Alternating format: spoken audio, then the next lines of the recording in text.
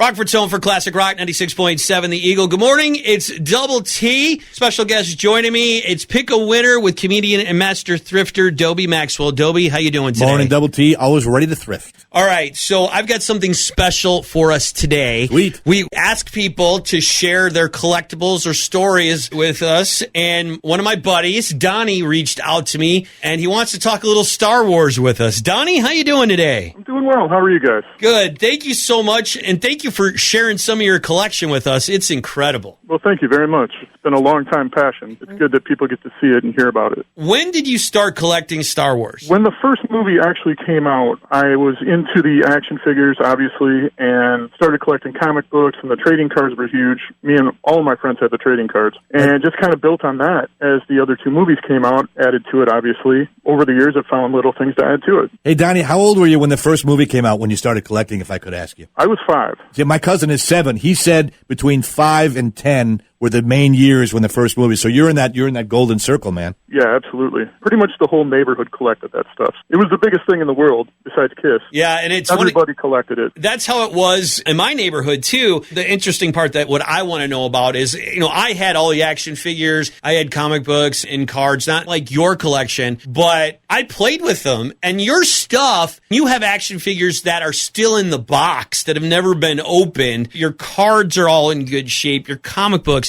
How did you keep everything pristine like that? And how did you keep from not opening your action figures? Yeah. Actually, the action figures were extra. My parents used to buy us a lot of Star Wars stuff. And I would play with some, but I'd put some aside. The cards I always, my dad was big on like, hey, keep that stuff in good shape. It might be worth something someday. So I'm like, okay. So the cards I would always keep in binders, in the plastic sleeves like they are now. We bought boxes and boxes of cards for each movie when it came out. So we always tried to put cards aside, keep extras in case one got messed up or whatever. And we'd always keep them in sleeves and albums, kind of like they are now. The action figures, I threw all that stuff in a box at one point and just kept it, in my closet, and it moved with me wherever I went. Probably the early 90s, I started to realize how much some of that was worth, so I started getting cases for them. And I've added a couple over the years. Back in the early 90s, nobody really knew what that stuff was worth. So you could go to a thrift store, or you could go to a flea market and find some of those for $50, $100. As the years progressed, I got a newer case or a better case, better sleeves, kept them in the storage containers, just tried to keep them out of harm's way. Kind of got to where it is now. Did you insure your collection? It is insured through a friend of mine, yes. People don't think about that, but that's a lot of money, man. If something would happen, you'd be out a lot. Has anybody ever offered to buy your collection from you? I've never really had it out for anyone to see. I've always kept it in storage and just kind of held on to it. I would think about it, but the nice thing is, especially about the action figures, that's something I've always wanted to have, to hold on to and display, because that was my childhood. Those were the first things I bought from those movies were the action figures. So I was like, to me, that's a walk back in time, too. Yeah, but if that's your childhood, wouldn't $100,000 be your adulthood? Quite possibly, yes. I know what Dobie's going to do with the collection if he ever had it. It's funny, though, it can be a retirement plan for you. It could at one point, for sure. If I got to that point, I wanted to sell it. But like I said, I enjoy having it. It's a step back in time. It makes you think of better times when you were a kid and you really had no responsibilities like we do now.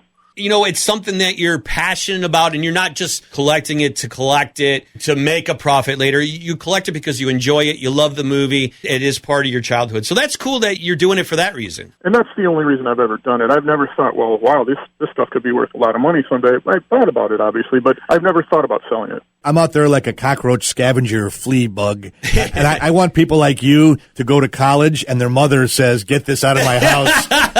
Give me $10 and I'll get it. That's what I'm looking for. But I won't do it to you because you're Double T's friend. But Dobie, you're out there in the trenches. Yes. Stuff like that. And you've taken a look at the collection. I mean, Sure. What is that worth out there? Maybe not exactly dollar amounts or stuff. Is it sought after? Oh my gosh, it's totally sought after. And like Donnie said, it's your childhood. I would never, if I found a mom, I really, are you sure your son's okay with this? Because there's a lot of emotions that go along with that kind of stuff, whether it's cards or comic books or Star Wars stuff. It is your childhood and it's your soul. I would never want to ruin that. But if people do want to get rid of it, well, then that's a different story. But his is in pristine condition. Yes, absolutely people will want that. Now, have you had the opportunity to ever meet any of the actors from Star Wars?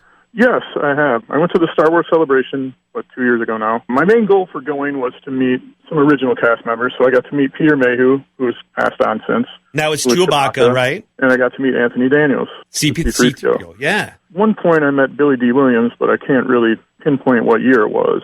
It was at a memorabilia show. I got the same thing as the Celebration, got to walk up and say hi, and he wasn't very friendly, but the other two were. But it was cool because just to meet somebody from the movies and be able to talk to him a little bit about Wait a minute. Lando Calrissian is a weenie? I can't believe I'm hearing that. He's one of my favorites. I like that guy. Yeah, he was an interesting cat. Didn't really have much to say. Well, he was not, no offense, he's kind of a legit actor. Not that those other guys aren't, but he was in other things. That was just a job for him, I think. Those other guys took it more like a, I don't know, opportunity career. All us Star Wars freaks, all we want to talk to him about is Lando, and he's done so many other things in his career. That's true.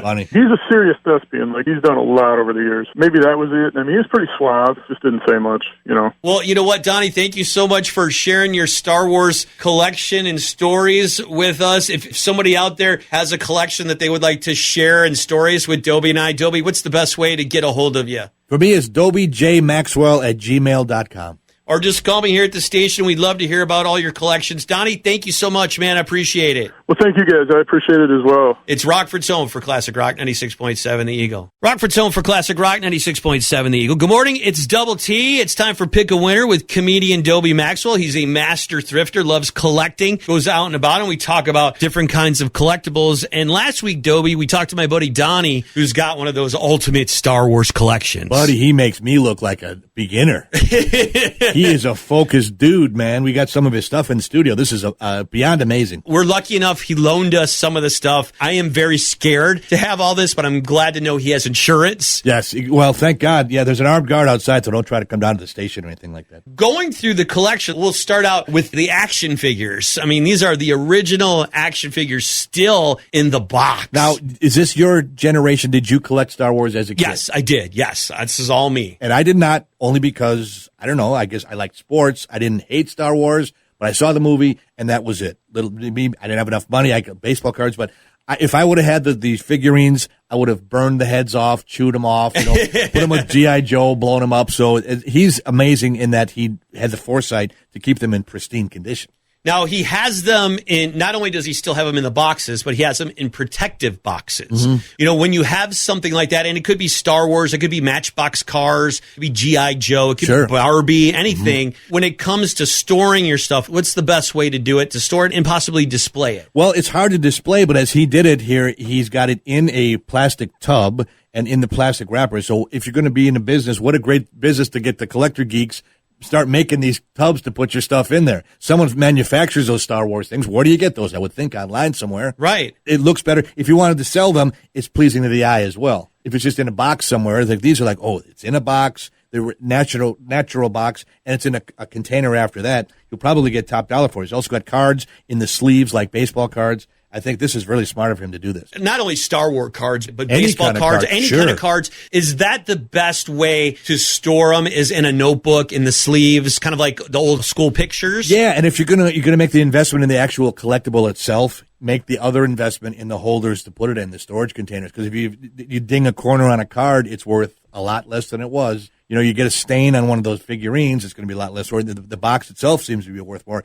Yes, if you're going to make one investment, it's like having an insurance policy on something. Put it in a container, in a folder, or a sleeve, yes. Now, without even thinking about the financially, because I know there's going to be a big difference, but taking cards, and I know you could get the individual plastic holder for them, or there's the notebook. Is there a better way to go for it when you're storing them? I just think the notebook is better just because aesthetically you can look through them in the front and the back, and you can see them as a set. I like to do them that way, but there's really no better way than the other. If you want to sell them individually, it's probably individual, because then you're handling them, pulling them in and out of the sleeves. There's a lot more chance of getting them damaged. And one little crease can make the value go way down. There's also comic books in there, and he has them in a notebook style sleeves also. When it comes to comic books, again, another great collectible. When it comes to comic books, does it depend on the topic of the comic book or the theme of it? Yes, I learned from my cousin who had comic stores that the superheroes are worth a lot. The funny ones, Bugs Bunny, Disney, are cute, and the smaller kids read those, but they're not as collectible as the ones when you're like 12 or 13. You start to get a little testosterone, and the Star Wars ones are also in that group. So yeah, a little bit older, go for the superheroes. In a notebook, is that a good way to do it? I know back when I had comic books, I had them in plastic, I had them in boxes. It was hard to flip through them. My cousin always said, yeah, you should buy two, one for reading, one for collecting. Hard to do that, though. Sometimes it's hard enough to afford one. One of the other things I wanted to cover, because there's so much in there, the Star Wars collectibles, there's 8x10s. You got actors, rock bands, all kinds of different 8x10s, sports figures. Are 8x10s worth anything? Well, it's only worth something if somebody will pay it. And it's with any of these things. And sometimes people want them autographed. Sometimes an autograph will make it completely worthless. It's that way in sports, totally. You could get the biggest star, Mickey Mantle, Willie Mays, Hank Aaron, at a card. If it's the real autograph and authenticated, some people will say, that's now damaged and worthless. I don't want it. So it depends on the collector. Wow. I know. And I found that at the hard way, too. So I had an autograph card. No, I don't want it. It's autographed. That's his real autograph. I had it authenticated. Tough. I don't want it. Wow, that's crazy. People are crazy to do this. This whole thing is crazy. I know. If you have a collection that you would love to share with us, the stories, and we don't have to actually see it. You could tell us about it, and you can send us pictures. We would love to hear about your collection, or if you have any questions or anything, of course, you can contact me here at the station, or how can people get a hold of you, Dobie? Real easy. Email dobiejmaxwell@gmail.com. I promise I'll get back to you. It's Pick a Winner with Dobie Maxwell on Rockford's Home for Classic Rock 96.7 The Eagle.